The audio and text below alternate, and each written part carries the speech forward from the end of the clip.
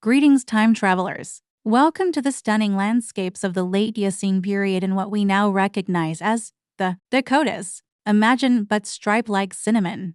And that sharp smell of a storm rolling up the draws. Now, moving out of a wash, a massive creature appears. Megacerops, the classic brontothere. Look at its huge shoulders, a barrel-like chest, and that unmistakable Y-shaped nasal horn. It's grown from solid bone, not keratin like a rhino's horn. This animal isn't just a rhino lookalike. It plays its own game. It's all about posture, shoving matches, and the daily commute. You'd see entire herds shuffling between floodplain groves and open flats. The calves are kept safe in the middle, while the adults maintain their space with a subtle language of head tilts and horn angles. This silent communication settles rank and avoids serious fights before they even start. Their diet consisted of leafy browse things like willow, dawn redwood, and the soft understory plants. They chew slowly with their low-crowned teeth, letting a big fermentation gut do the heavy chemical work. When the noon heat hits like a policy memo you can't ignore, the whole herd heads for the sandbars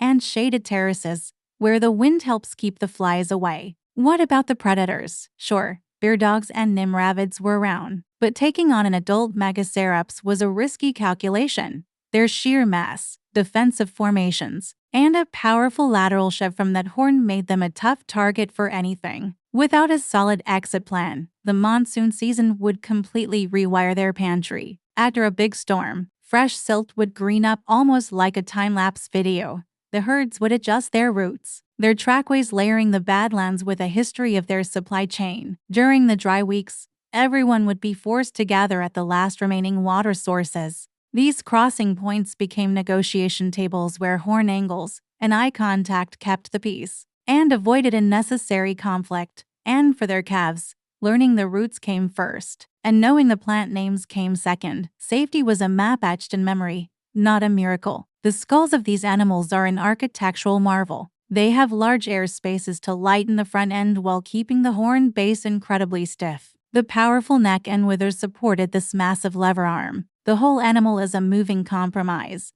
It wasn't particularly fast or agile, but it was an inevitable sheer of mass organized by memory. So next time you're out after a thunderstorm, stand in a cottonwood draw and feel the heat bleed into the damp air, just for a second. Picture a line of these thunderhorns ghosting past, each step a vote for another mile of green. Thanks for pacing the wash with us. Subscribe, like, and comment with the next Cenozoic heavyweight you want to see staged.